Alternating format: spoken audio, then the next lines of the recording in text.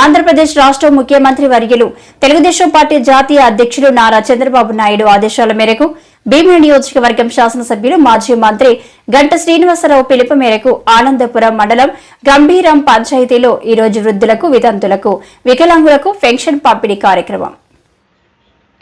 సచివాలయం సిబ్బంది, వీఆర్ఓ మరియు panchayat secretary, digital assistant Dilip, VR Anand, కూటమి సభ్యులు ఆధ్వర్యంలో ప్రతి ఒక్కరికి పెన్షన్ ని అందించారు. ఈ సందర్భంగా జనసేన పార్టీ మండల మీడియా కోఆర్డినేటర్ చల్లా రామిరెడ్డి అలియాస్ సుబ్బు మాట్లాడుతూ, రేపు ఆదివారం కాగా ప్రభుత్వ ఉద్యోగులు సెలవులో ఉంటారని, ప్రియతమ ముఖ్యమంత్రి ముందుగానే గ్రహించి ఒక రోజు ముందు పెన్షన్లు అందించడంపై హర్షం వ్యక్తపరుస్తున్నానని, అదేవిధంగా మా కూటమి ప్రభుత్వంలో అర్హులైన ప్రతి ఒక్కరికి పెన్షన్లు అందించే విధంగా ముందు మరిన్ని కార్యక్రమాలు చేపడతామని ఈ సభాముఖంగా తెలియజేశారు.